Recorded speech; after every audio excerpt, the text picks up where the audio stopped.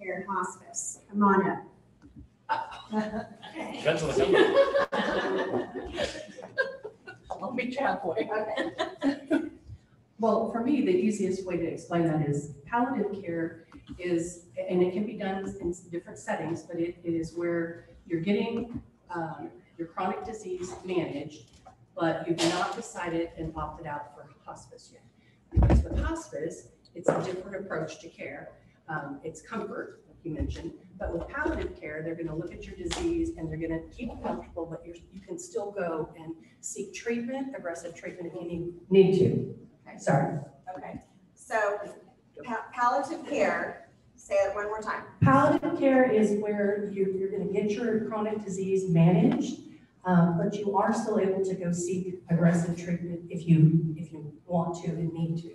Whereas with hospice, it's more for comfort, and we're not seeking that aggressive treatment. And who pays for palliative care?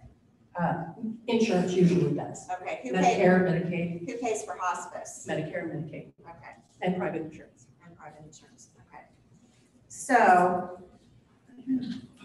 have you known of anyone or heard of anyone that died in the hospital alone because their family wasn't able to get in there because of disease protocol?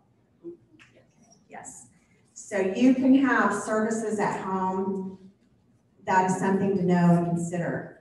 And when you're in crisis, you can call your Medicare contact, your attorney's office, people like Pam, people like Brian, Amy, Fiona, and get their advice in the moment so that perhaps your loved one can be at home rather than locked away from you. And I really want to stress that in today's time, you need an advocate more than ever in your entire life. Because if you believe everything that a certain doctor says, whether on TV or I'm talking about your personal doctor, stay out of judgment and stay in curiosity, stay curious. I'm telling you, you need an advocate.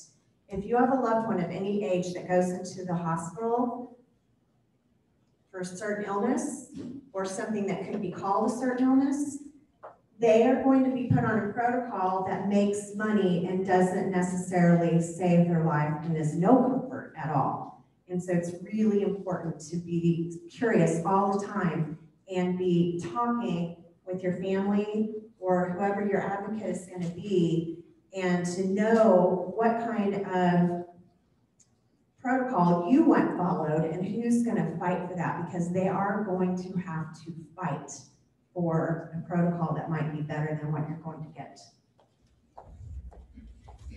I would like to add something. So I work with survivors. I also have been with my in-laws as they both have passed.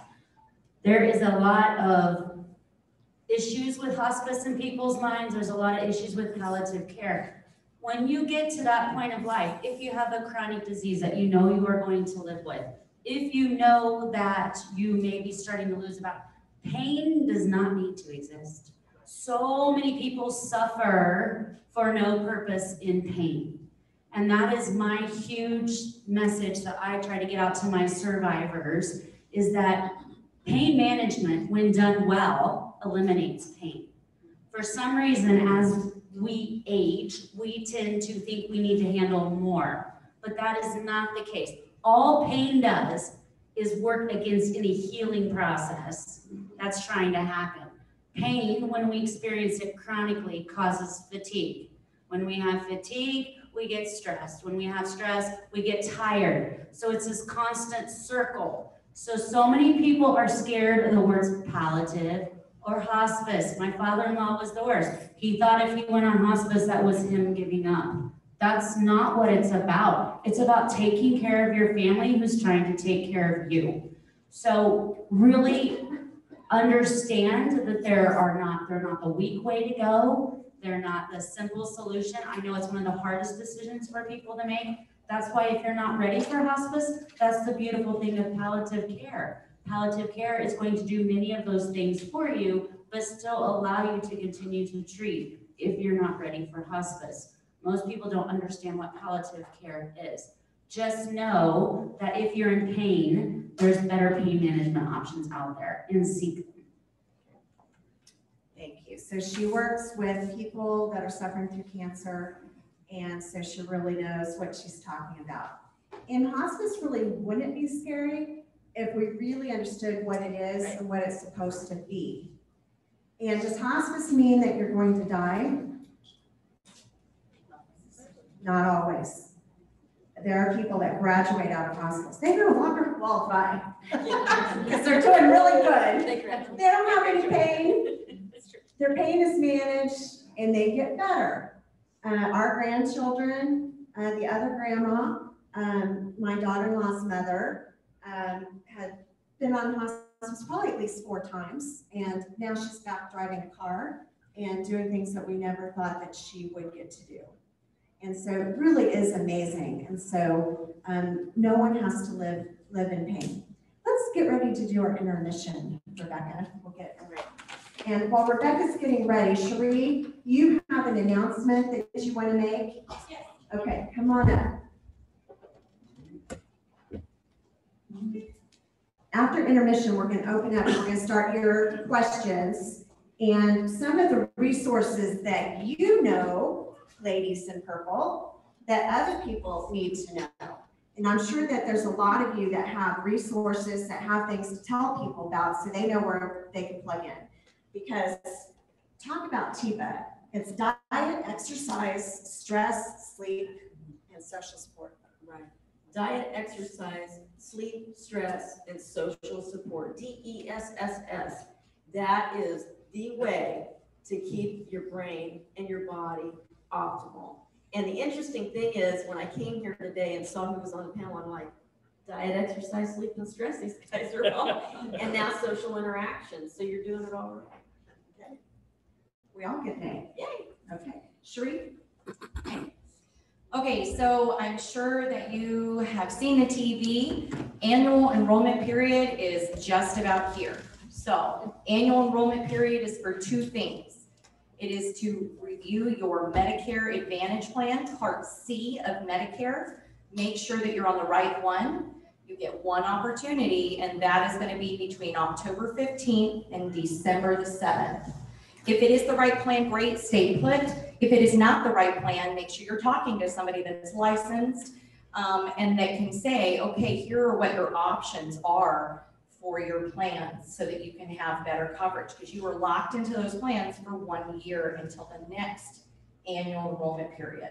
The second thing it's for is for prescription drug review. So if you have primary Medicare and a secondary with a Part D plan, you need to review those plans. This year, there were 29 drug plans to choose from for Kansas. Last year, there were 42. So there are lots of options, and the prescriptions you take drives that plan 100%. So even if you say, my scripts have never changed, review it, because your scripts may not have changed, but the plans change every single year. It is a really fun time.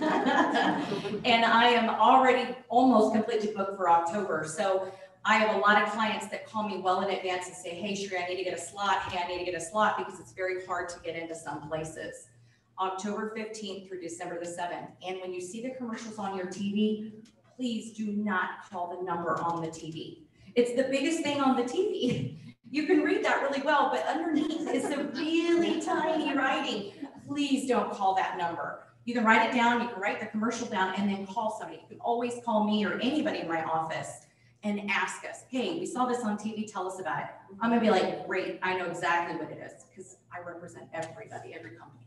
Very Is this the Department of Aging at Sedgwick County Extension Center? Yeah, so that's not me. So the Sedgwick County Extension Center does do reviews, but here's the catch, okay? I'm glad that they do reviews for people, but they are not licensed. They are volunteers. And I'm very happy that they volunteer to help people, but here's my advice. Take the papers they give you and don't sign up until you have talked to somebody that is licensed to do this. Once you enroll in that prescription plan or advantage plan, that's it. You get one chance, one enrollment, and you're stuck. And I can't tell you how many people have come to me and they say, this is what they advised, and I was like, okay. So I just have to do the best for the person in front of me to make sure that you guys are set up correctly for the entire next year. So is there a fee for this through you? No, no, I do this as a courtesy for anybody that needs it or any of my clients.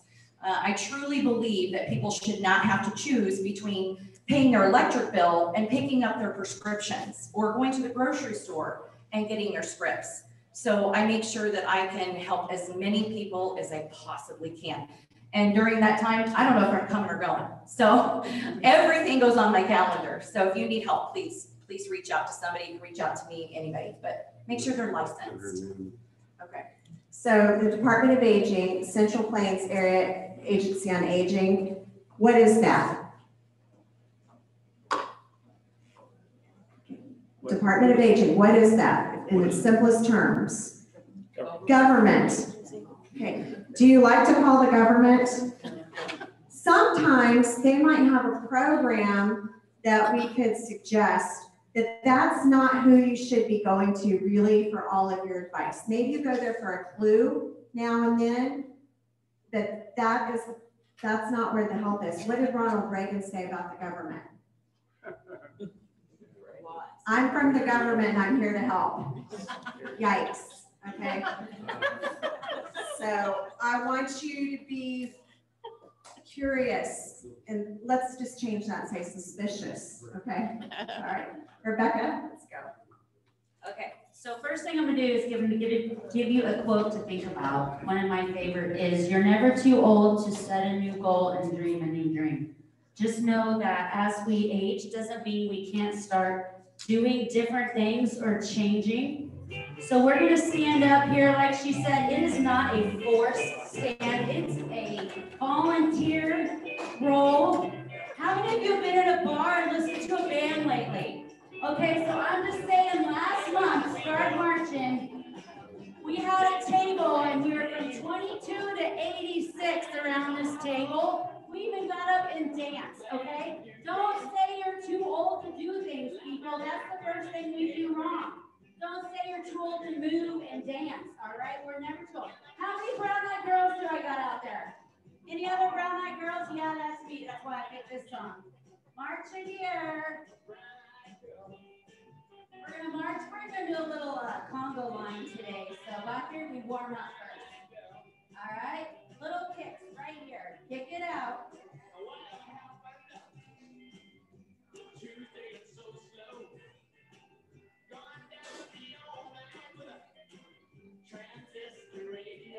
Sing too, nobody's listening. I mean, I'm going with the mic in my mouth, so I won't sing too loud.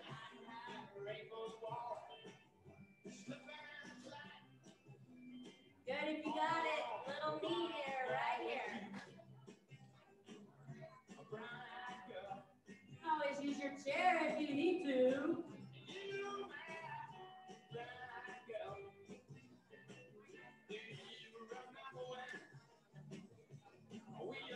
Step touch.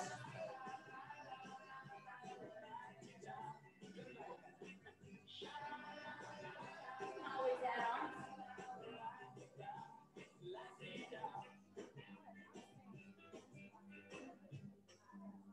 Back to marches. Ooh, should we do some arms today? Okay, so if you only do one, choose the arms. We'll do some arms, okay? Start with arm circles. The reason I don't do arms, I have a microphone.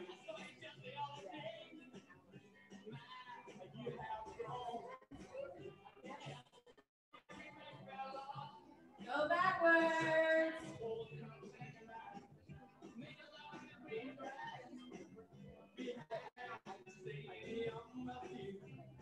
Any idea which motion we tend to lose the fastest as we age? Up. Take it up. Try to keep it straight. Don't just take it up. Extend. Frozen shoulder is one of the main things I see in my gym.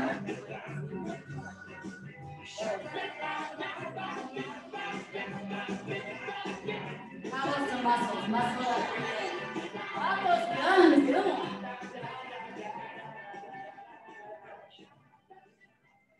Keep it here.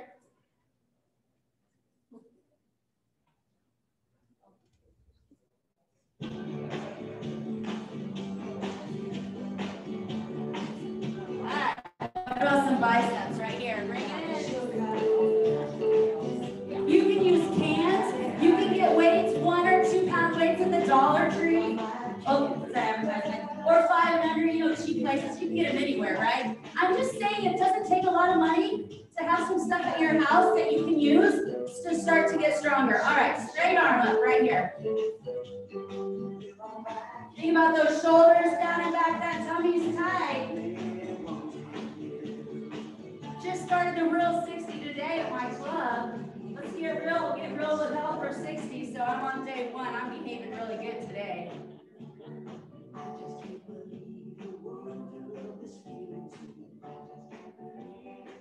Here we go, right here, take it up, bring it down. Whoop. Just think about the love you're gonna have.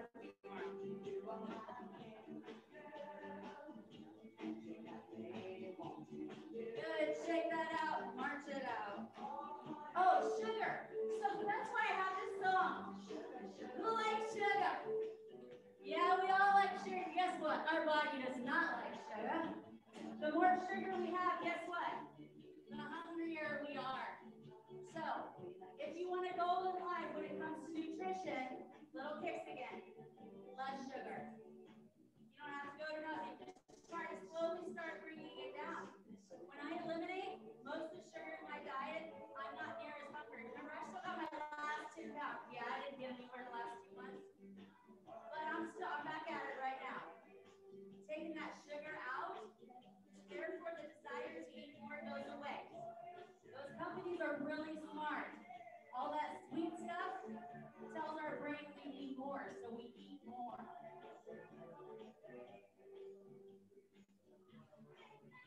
Just think about sugar. Don't always eat it. Oh, little kick right here.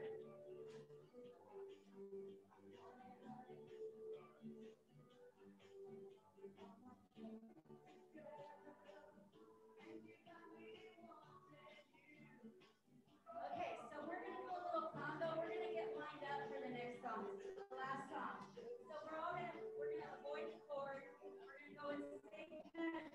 So everybody's going to get in a circle. Line up behind me, join me. I'm walking, jump in behind. Right here, line up behind me. Line up. We're going to come around. You need to join the line. Right, we're just going to join the line. Here we go. All right, come on. We're going to low poke.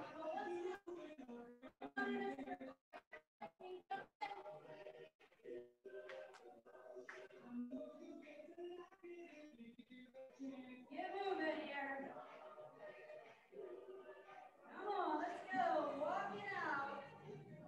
You can book them out like a train if you want to. We're going to do different forms of walking, which help with your balance. Of course, you can stay at a regular walk. Walk on those toes if you can. So at your house, you can do things like this to work on balance. Catherine's already walking on her toes. Her shoes are automatically made for that. All right, how about those heels? Walk on those heels.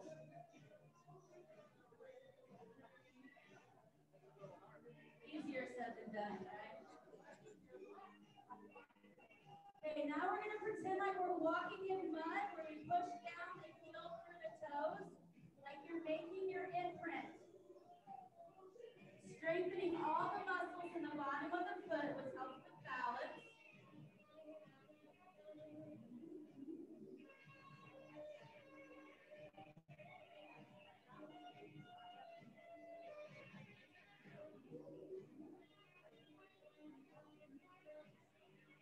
All right, then we're just going to free dance here. So we're just going to look over right here.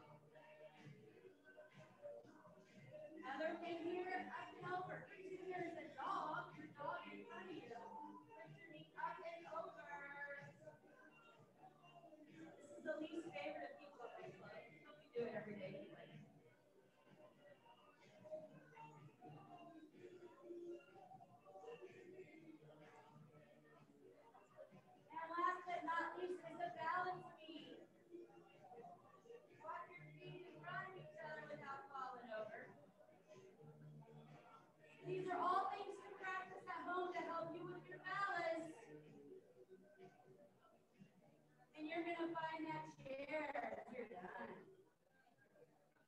All right.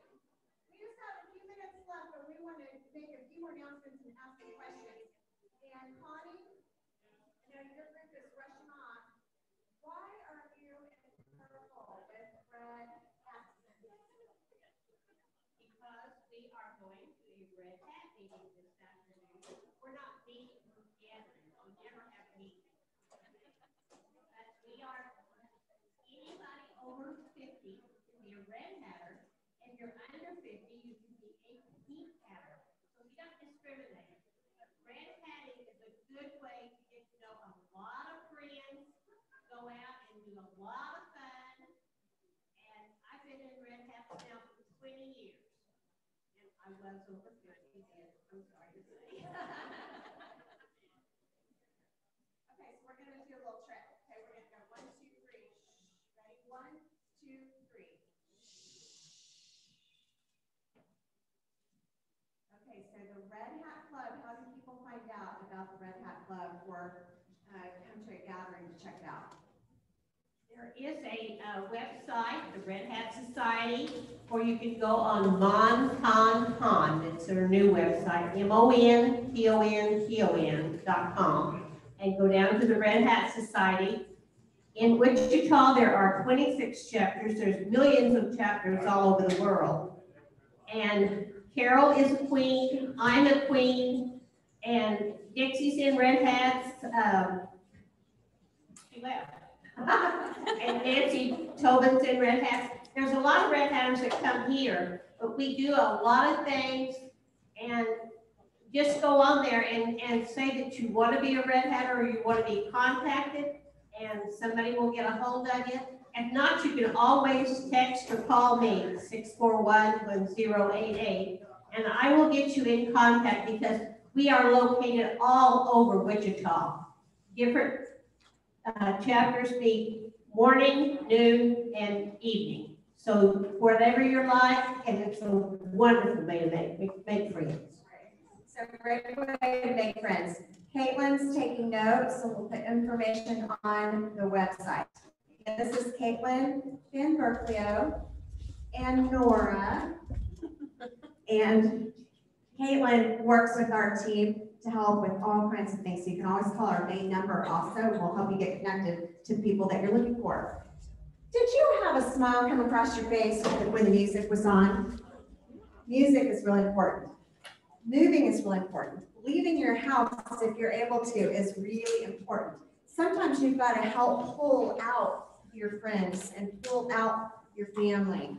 It's very important to get out of your house. We talked about this with dementia. What happens if you stay in your house too much? What happens to your brain? Well, you start to get really bored, number one, because I don't know about you, but I'm not that great a company for myself. But also, you get stuck in the same routine. Your brain doesn't expand. It doesn't try new things. It's very important. You guys are very smart because you've lived a life. So when you learn new things, you actually incorporate everything you've learned in order to learn that new thing. And so that's why it's so important to get around different people in different areas, learn new things. It's something that you have now maybe a little bit more time for, and you can always learn those things that you never thought you would be good at, and you probably are going to be good at them. So very important.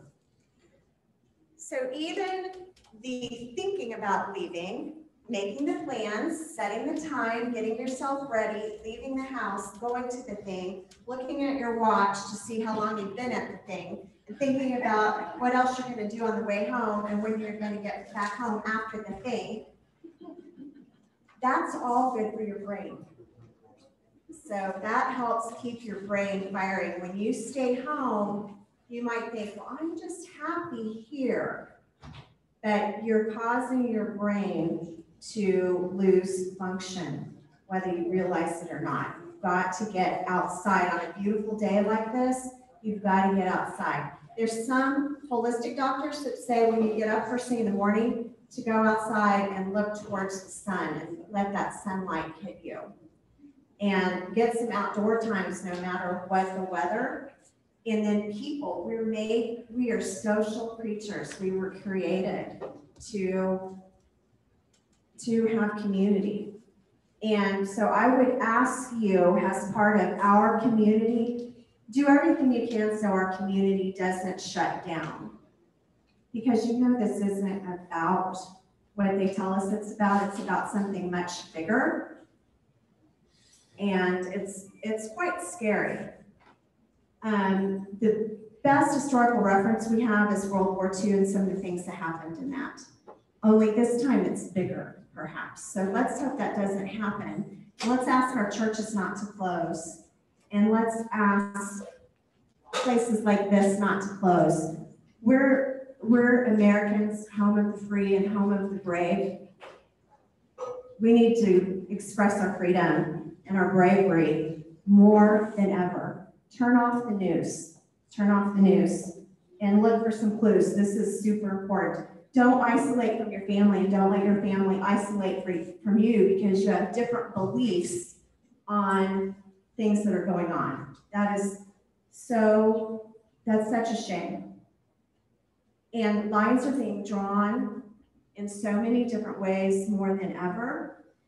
And we're being worked over more than ever to dislike the other side. And it's really important we don't let that happen, especially with our own families and our own children.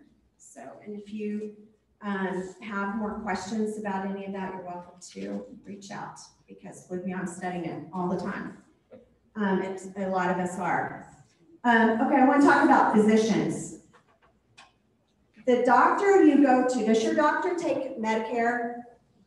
Does your doctor take your health insurance? Cherie. Yes.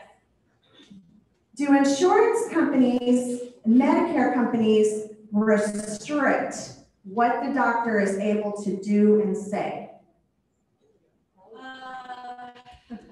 Okay, so that's a two-answer question. So yes, if you have an Advantage plan, Part C of Medicare, those are your HMO PPO plans. If you have Medicare primary with a secondary, there's always going to be restrictions what Medicare says they can and can't do. But because that's primary, as long as whatever you're doing is medically necessary, Medicare is going to approve it. They approve 99% of claims. Very good. But it is restricted, and if for some reason, whatever you're gonna do is something that Medicare is not gonna cover, the doctor's gonna slide a piece of paper and say, okay, so I need you to sign this, that says you're gonna pay this, because Medicare's not gonna cover it. Hopefully they will do that, and you should gladly pay. Okay, I'm serious, okay? I'm totally serious. Have you heard the saying, get a second opinion?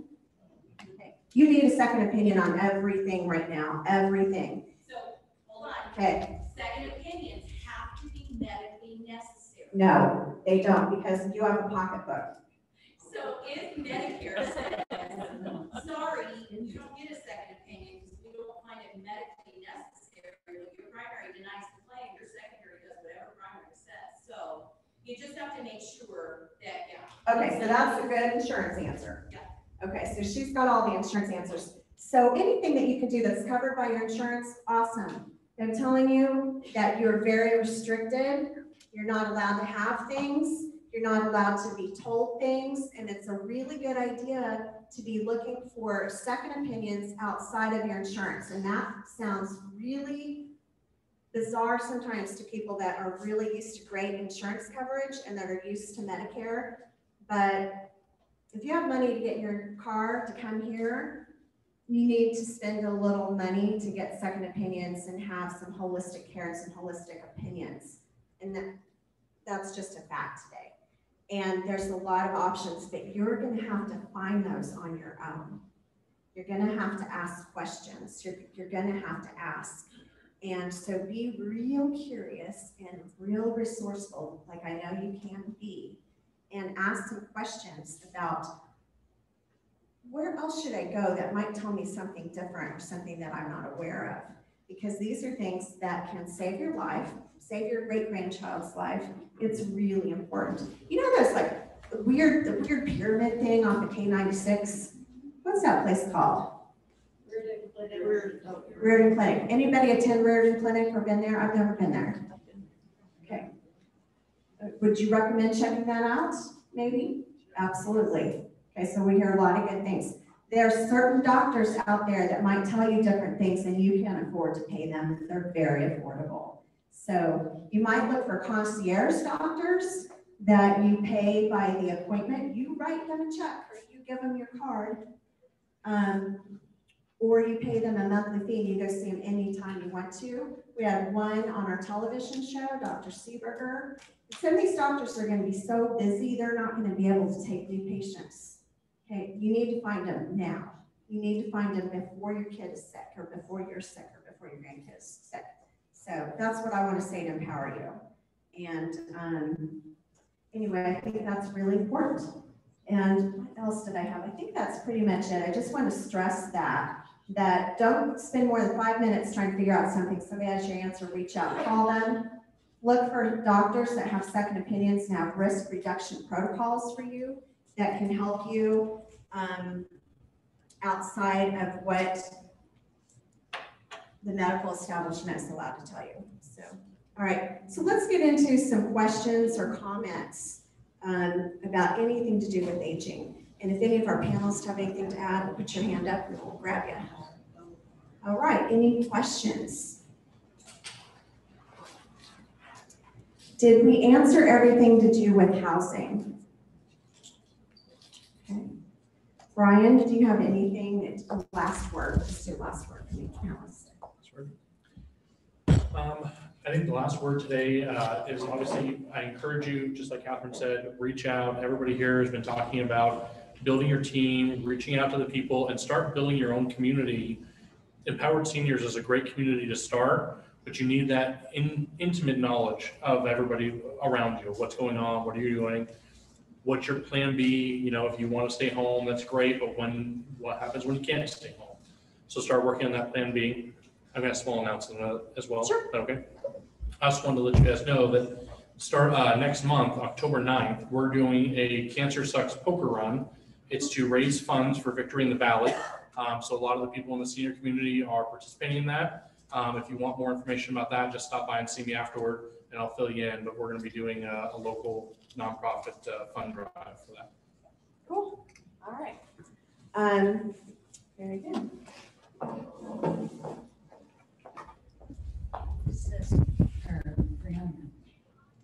How do you deal with a friend that is suffering from Alzheimer's and you pick them up to take them to lunch or something, you know, a function or something? How do you cope with some of the problems? Okay, anything like in specific that you can think of? Like memory of where you're going. If you go to lunch and they end up having a problem, how do you cope with that? Okay, good question. All right. So how do you help a friend that has Alzheimer's or some form of dementia when they're experiencing confusion and beyond? Absolutely, that's a great question. Make it loud and Okay. She always has to tell me, and I got a big mouth. So one thing, when you do take somebody with dementia out, if you could have a contact before you take them, in case you do run into some problem with anxiety, because with anxiety in a new place or the place is very active, you may actually see some difficulty with them coping. So always have somebody to call, whether it's their loved one or whoever. The other thing is, I have always mirrored what they're doing, what they're saying. For example, if they can't really express something, count to 60 or count to 30. Let them think it through so that they can explain it as best they can. Because what you tend to do, or what I tend to do, is I try to guess it for them. You mean this, you mean that. I just need to give them a few minutes to actually spit it out and to formulate that sentence. But if they're saying, I don't like, and it doesn't make a lot of sense, you could mirror that. Sounds like you don't like that at all, and nod. Sometimes visual cues. If they do something really well, a smile and a thumbs up. How's your day? This or not this, that kind of thing. So it's a good way to communicate visually, because the last thing we lose to take in our world is vision. More visual cues you can use with them, the better the communication generally. But if you do run into problems, just kind of keep an eye, watch what they're doing. A lot of times people are very good at charades, and you'll actually kind of know what they want, even though they're not exactly saying it correctly. Does that answer your question? Okay. And I have a GEMS card for that too, I'll get for you. Would you speak to what she was saying as far as stimulation in the environment where they're going? Oh, absolutely. When you talk about where you're going, sometimes it depends on the stage of dementia. If you're talking about moderate to later stages, sometimes I just say, would you like to come with me? Because I don't expect them to know exactly where we're going, but I need your help, or could you come with me and be with me today? That kind of thing might help, because sometimes you'll get into the repetitive, where are we going? Right? And then it becomes a mantra, where are we going? Where are we going? Where are we going? Sometimes it's just good to have a conversation while you're going. And then when you get there, look, it's Brahms. Do you like ice cream? Heck yeah.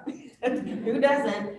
But you might just start out with not exactly telling them. If they want to know, you can tell them once, but then try to get into the conversation and keep them talking a little bit. It might help with the repetitive questions. Otherwise, you just have to be patient and answer it every time, which is fine. That's okay too. And so not correcting them or pointing out that they've forgotten something or that I've already told you, just a lot of patience. It's just a lot of love back at them. Absolutely. Okay. Anybody else? Anyone have a last word or question? Amy, do you have anything? Just letting you know, I know with COVID, a lot of healthcare things have changed, a lot of changes in healthcare providers and services. And they used to be that to receive a service like a house call, which is what we do, that you had to be and qualify for that via homebound status, but that is removed. So that is really open to anyone who desires to have that more private, more comprehensive care. So for instance, our appointments, and there's other providers like us in the community as well, they do tend to spend a little more time with you and seeing you as a whole body, more than one, symptom or subject at a time. And that if it's not for you right now, maybe someone that you love, this could benefit, and really just be a bridge for them, between now and another stage of life, to really help them get where they're going or help them stay where they are as long as possible, to just bring in more hands on deck per se and have more resources at their disposal. So just wanted to let you know that you all are social people and you have loved ones, friends, family, etc., that these kinds of things can really benefit and be really life-changing for them and their caregivers, and or for you and people that love you as well. So really something to keep in mind, that you can have services come to you so you don't have to load up in the car and spend your whole day and every day gets exhausted. And so these are services that can be arranged through your own doctor. Just reach out to Medical Mobile and they'll help you navigate some way. We actually work as your doctor. So if, we do everything a PCP can do. So there's really no one has to give you permission to call us. So that's completely and always your decision, whoever is your healthcare provider. You're capable of deciding who that person is, or what service like ours is available. So we do things like manage your prescriptions, manage diagnoses, bring in additional support like home health care, if and when appropriate and necessary for you. So pretty everything PCPs can do. I know Catherine spoke to the x-rays before. So same things, lab work in your home. So just one-stop kind of shop. Great. Okay, thank you for that. And so one big takeaway I hope you got, and I hope you got a few takeaways, so maybe that's what we'd like to hear, is any takeaway that you got today. The one takeaway was Sheree said, don't call the big phone number on the TV screen. And that really goes with mortgages too, reverse mortgages. Don't call that number. Tom Selleck, man, he was awesome on all those shows, those movies. We love Tom Selleck. But here we have Justin, stand up. He's cute too. He will know you. Tom Selleck doesn't know you. Neither does Joe Namath. I love Joe Namath. Okay, but he's not taking your call. Justin will take your call. I don't have a cell number. All right, Justin better run. Okay, let's get 3 takeaways. Who has a takeaway? Who learned something? Who has an aha? Who learned something new today? Zola said she learned something. All right, you can tell us. I learned that sugar makes you hungry. Oh, that sugar makes you hungry. That's a good one. What other tidbit did you get today? All right, I guess we did our job. Okay.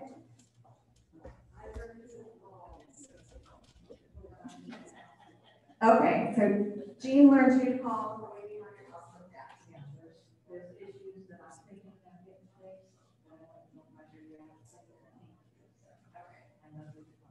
Thank you. So that's definitely what we can help you do is know what to dress, what not to dress, what not to worry about, and how to fill in those gaps. Next, on the other hand, for an aha, somebody had something that they learned today or had something to share. Nancy, did you get anything today? I always get something. I learned that if you want to have the house checked out, or you need to review your Medicare coverage, to get up and move and walk away from sugar. Okay, so I'm going to give you one more hot tip. Who likes to go shopping for undergarments? Nancy will come to your house, and a lot of us are wearing them. All right, so that's your tip for the day. Invite Nancy over. All right, please visit with some of the people in this room that you want to know something more about. And we hope to see you in October and to have a fall fest party with the Dixieland Band. Thanks so much for being here. Enjoy the rest of your week. Don't forget to enjoy the garden.